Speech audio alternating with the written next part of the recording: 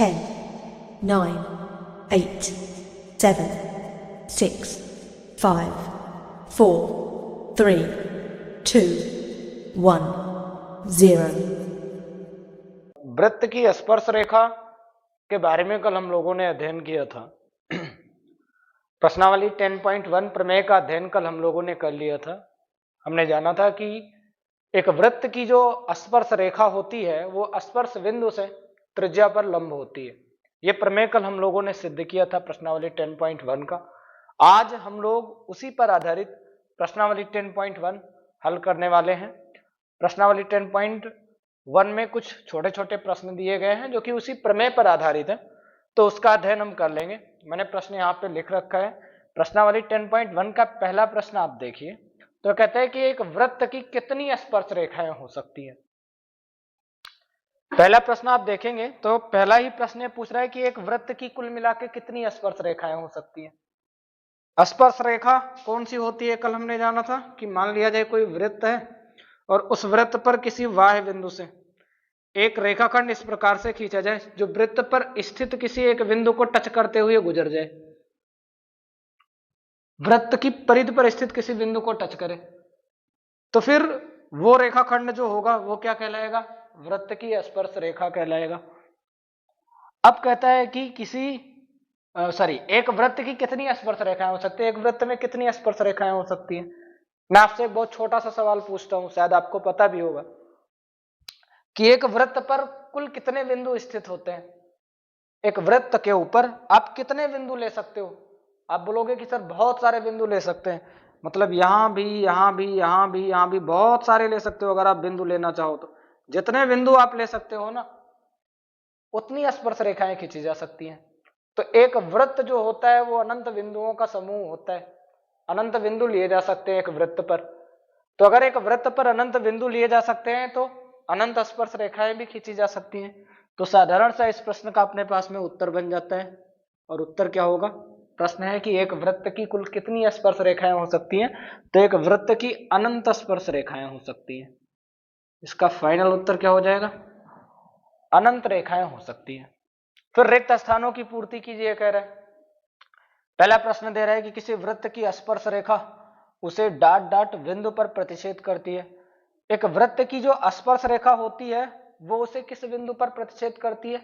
आप अगर कल की क्लास में आपने देखा होगा या फिर यहाँ पे क्वेश्चन डायग्राम बना हुआ है, आप देखिए।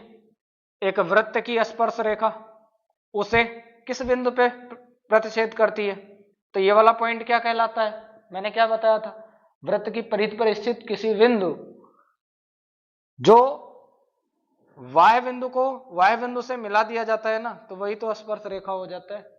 तो अपने पास में किसी वृत्त की स्पर्श रेखा उसे स्पर्श बिंदु पे प्रतिच्छेद करती है। ये स्पर्श रेखा है, देखो कहां पे प्रतिच्छेद करने का मतलब क्या हुआ, काटना। ठीक, तो किसी वृत्त की स्पर्श रेखा, ये वृत्त की स्पर्श रेखा हो जाएगी, उसे किस बिंदु पे प्रतिच्छेद करती है, तो स्पर्श बिंदु पे प्रतिच्छेद करती है। या जिस बिंदु पे स्पर्श रेखा काटती है वो बिंदु स्पर्श बिंदु हो जाता है। ये नॉर्मल सी बात हम लोगों ने कल सीखी हुई थी। तो उसे स्पर्श बिंदु पर प्रतिच्छेद करती है। फिर वृत्त को दो बिंदुओं पर प्रतिच्छेद करने वाली रेखा को कहते हैं, वृत्त को दो बिंदुओं पर प्रतिच्छेद करने वाली रेखा को क्या कहते हैं ये बताना है हमें। तो वृत्त को जो दो बिंदुओं पे प्रतिच्छेद करे, ये तो बेसिकली एक ही बिंदु पे प्रतिच्छेद कर रही है ना, तो ये तो स्पर्श रेखा हो जाएगी। कल मैंने तीन तरीके की स्थिति बताई थी कि एक वृत्त पर तीन तरीके से आप रेखाखंड खींच सकते हैं, बट ये तो कह रहा है कि वृत्त को दो बिंदुओं पर प्रतिच्छेद करे, एक बिंदु पे प्रतिच्छेद करे तो स्पर्श रेखा होती है, मैंने कहा था। और दो बिंदुओं पे प्रतिच्छेद करने वाली रेखा क्या कहलाती है, देखो ये वाली रेखा क्या कहलाएगी, मैंने कहा था कि प्रतिच्छेदी रेखा इसको बोलते हैं, या छेदक रेखा बोलते हैं, इसको प्रतिच्छेदी रेखा कहेंगे इसको। तो यहां पे क्या आ जाएगा आपके पास में, प्रतिच्छेदी रेखा, प्रतिच्छेदी रेखा कहते हैं। वृत्त को दो बिंदुओं पर प्रतिच्छेद करने वाली रेखा को प्रतिच्छेदी रेखा कहते हैं। फिर एक वृत्त की कितनी समांतर स्पर्श रेखाएं हो सकती हैं, एक वृत्त में कुल कितनी समांतर स्पर्श रेखाएं हो सकती हैं, तो बेसिकली दो ही होंगी, दो ही बनेंगी। एक स्पर्श रेखा अगर ये हो गई अपने पास में AB मान लिया जाए, तो एक स्पर्श रेखा अगर इसके समांतर खींचोगे तो ऐसे खींची जा सकती है। समांतर का मतलब बीच की दूरी बराबर होनी चाहिए पी क्यू, तो बेसिकली एक ही खींची जा सकती है। वृत्त को, हाँ, एक वृत्त की कितनी समांतर स्पर्श रेखाएं खींची जा सकती हैं? तो एक तो ये हो गई अपने पास में, एक ये हो गई, ठीक। ज्यादा से ज्यादा क्या कर सकते हो, एक इधर और इधर भी खींच सकते हो, ठीक। तो ज्यादा से ज्यादा कितनी समांतर स्पर्श रेखाएं खींची जा सकती हैं? तो वो अपने पास में दो हो जाएगा, दो समांतर स्पर्श रेखाएं खींची जा सकती हैं। एक वृत्त की दो समांतर स्पर्श रेखाएं हो सकती हैं, ये वाला इसके समांतर है, ये वाला इसके समांतर, तो दो समांतर स्पर्श रेखाएं हो सकती हैं।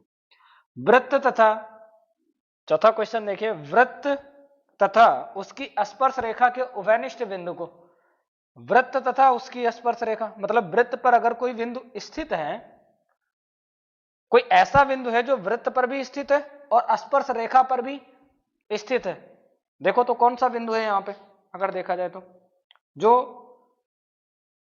वृत्त पर भी स्थित है और स्पर्श रेखा पर भी स्थित है, तो वो है ये वाला पॉइंट। तो ये वाला उभयनिष्ठ बिंदु क्या कहलाएगा आपके पास में? स्पर्श बिंदु कहलाएगा। यहां पे क्या भरा जाएगा? स्पर्श बिंदु कहा जाएगा इसको, स्पर्श बिंदु कहता है। ये था अपने पास में रिक्त स्थान की पूर्ति। अब क्वेश्चन पे चलते हैं, दो प्रश्न कर लिए यहां से, प्रश्न संख्या 3 पे चलते हैं। कहता है कि 3.5 सेंटीमीटर त्रिज्या वाले, क्वेश्चन आपको दिखेगा ऊपर, कह रहा है कि प्रश्नावली, सॉरी, क्वेश्चन ये कहता है कि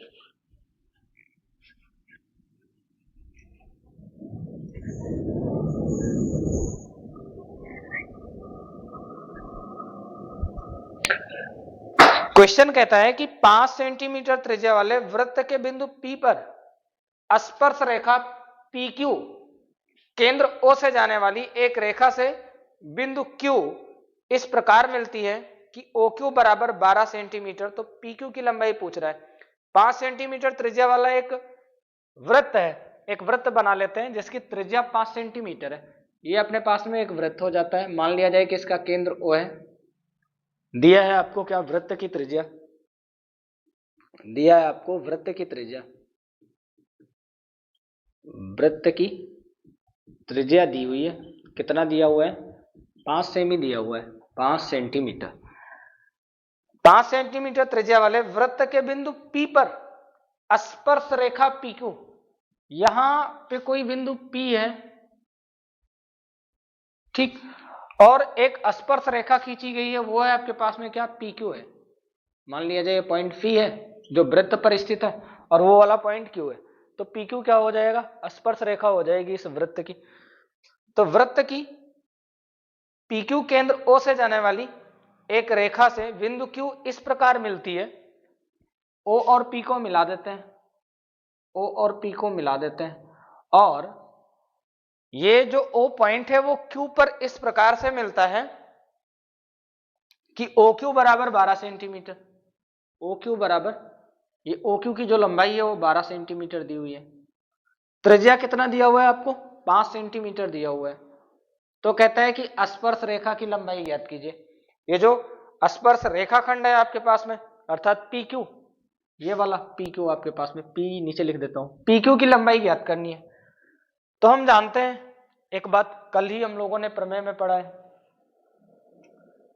कि स्पर्श बिंदु से जाने वाली त्रिज्या जो होती है ना, वो स्पर्श रेखा पर लंब होती है। उसका इस्तेमाल करते हैं। यहां पे आप लिखेंगे हल में आप लिखिए कि चूंकि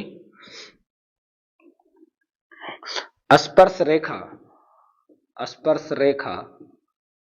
स्पर्श बिंदु से होकर जाने वाली त्रिज्या, स्पर्श बिंदु से होकर जाने वाली त्रिज्या पर लंब होती है, जाने वाली त्रिज्या पर लंब होती है यानी यहां से एक बात निकल करके आई कि OP जो है भैया वो लंब है किस पे? PQ पे। OP लंब है PQ पे। अगर OP लंब है PQ पे तो आप देखोगे गौर से कि ये अपने पास में एक समकोण त्रिभुज बन जाता है। और समकोण त्रिभुज में यदि दो भुजाएं ज्ञात हो, एक भुजा ज्ञात हो, तो पाइथागोरस प्रमेय का इस्तेमाल करके तीसरी भुजा बड़ी आसानी से हम प्राप्त कर लेते हैं।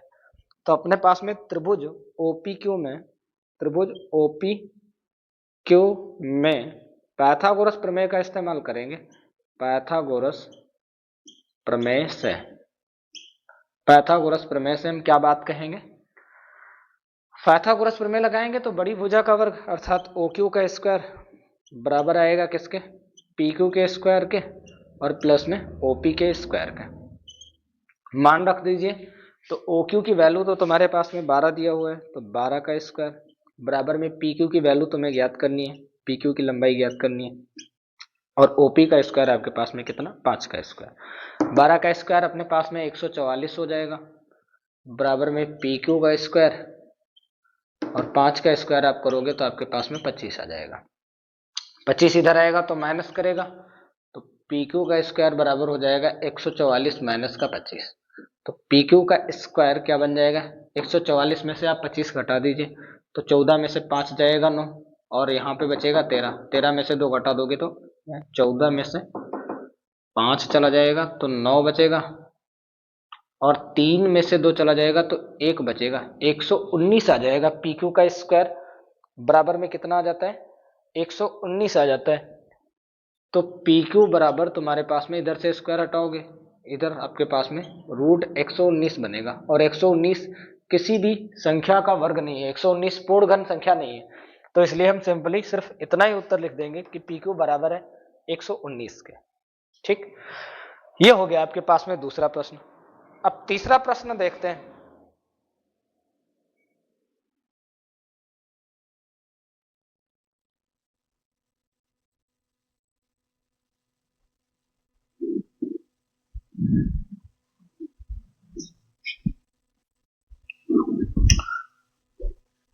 चले आ जाइए, प्रश्न संख्या 4 करते हैं। प्रश्न संख्या 4 में कह रहा है कि एक वृत्त खींचिए। इसमें आपको छोटी सी रचना करनी पड़ेगी। कह रहा है कि एक वृत्त खींचिए,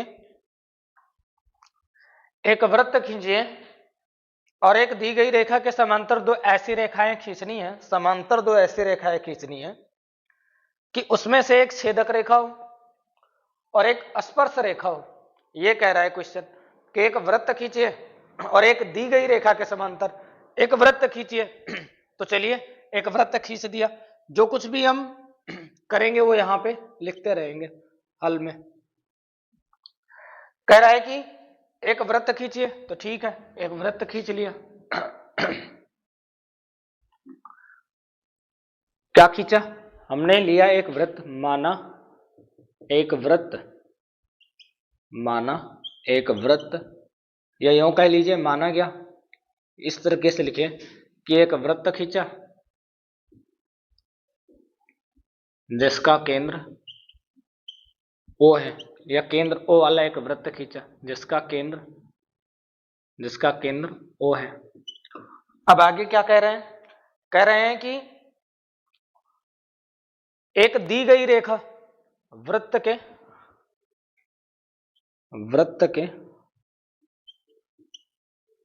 बाह्य भाग पर स्थित एक रेखा भी खींचा। बाह्य भाग पर, वृत्त के बाह्य भाग पर, बाह्य भाग कौन सा होता है? वृत्त का बाहर वाला। एक रेखाखंड मान लीजिए, एक रेखा AB है, वृत्त के बाह्य भाग पर स्थित एक रेखा AB है। मान लिया जाए कि यह वृत्त के बाहरी भाग पर स्थित एक रेखा AB है जिसके समांतर हमको खींचनी है, 2 रेखाएं खींचनी है। एक समांतर हो, दोनों समांतर हो, एक नहीं समांतर हो, दोनों समांतर हो, उनमें से एक स्पर्श रेखा हो और एक छेदक रेखा हो। अब स्पर्श रेखा और छेदक रेखा हम खींचे उसके पहले ये समझ लें समांतर क्या होता है। आप लोगों ने क्लास 9th में पढ़ा होगा, हो सकता है कुछ लोग भूल गए हो। समांतर रेखाएं वह रेखाएं होती हैं कि उनके बीच की लंबवत दूरियां समान होती हैं। 2 रेखाओं के बीच की यदि लंबवत दूरी समान हो तो वो फिर आपस में समांतर रेखा कहलाती है। तो रेखा AB है, हम क्या करते हैं कि AB से लंब डालते हैं, AB पर लंब डालते हैं केंद्र O से, केंद्र O से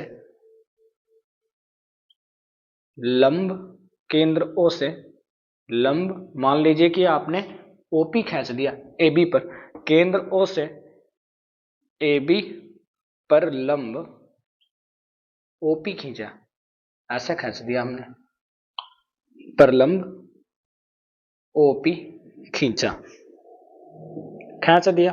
ध्यान दें हमें क्या करना है, हमें दो समांतर रेखाएं खींचनी है, इसके सापेक्ष दो समांतर रेखाएं खींचनी है कि उसमें से एक स्पर्श रेखा हो और एक छेदक रेखा हो।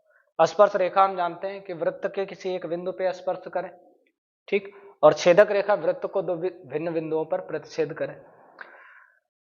तो ये जो ओपी हमने लंब खींचा ना, वो देखो वृत्त को भी एक बिंदु पे टच कर रहा है, प्रतिच्छेद कर रहा है। मान लिया जाए कि ये बिंदु आपके पास में Q है,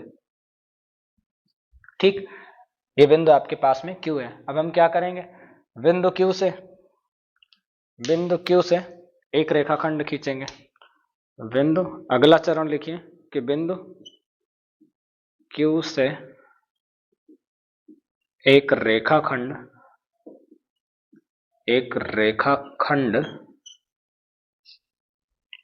या एक रेखा लिखिए। बिंदु Q से एक रेखा हम क्या करते हैं, PQ तो PQ हो चुका है, तो CD लिख देते हैं, CQD, ये वाला पॉइंट C ले लेते हैं, वाला पॉइंट D ले लेते हैं। बिंदु Q से एक रेखा CQD खींचा, ठीक, ये खींच दिया। तो CQD जब आपने खींचा, बिंदु Q से एक रेखा, इस तरीके से लिखिए, एक रेखा AB के समांतर CQD खींचा, ठीक। अब समांतर खींच दिया ना, जो AB के समांतर है, और लंबवत दूरियां भी समान होंगी इसकी। अब CD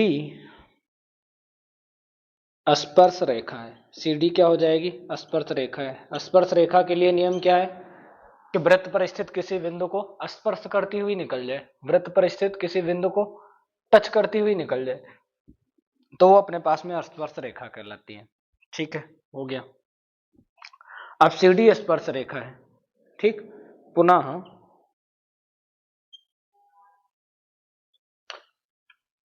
AB समांतर या यूं कह लीजिए CD समांतर, चाहे AB समांतर खींचो चाहे CD समांतर खींचो, जब दो समांतर हैं तो दोनों एक दूसरे के समांतर रहेंगे। पुनः AB समांतर EF खींच दो, EF खींचा, जो वृत्त को दो भिन्न बिंदु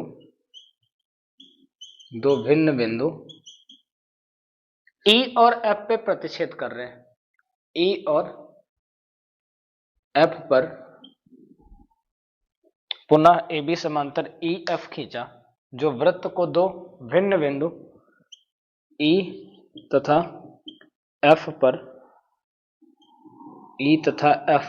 प्रतिच्छेद करते हैं। अब तुम्हारे पास में EF एक छेदक रेखा है, ठीक, एक छेदक रेखा है, ठीक। तो आराम से यहां से हमने ये क्वेश्चन हल कर लिया, बस इतना ही था इस क्वेश्चन का हल, सिर्फ लिखना था आपको सही से, ठीक है। तो ये हो जाता है आपके पास में, आप नोट कर लीजिए इसको, फिर अगला क्वेश्चन देखते हैं। अगला क्वेश्चन क्या है, ये 10.1 आपके पास में खत्म हो गया है। यहां से हम लोग 10.2 स्टार्ट करेंगे, लेकिन 10.2 में भी एक प्रमेय है, पहले उस प्रमेय का अध्ययन करेंगे, फिर 10.2 स्टार्ट करेंगे।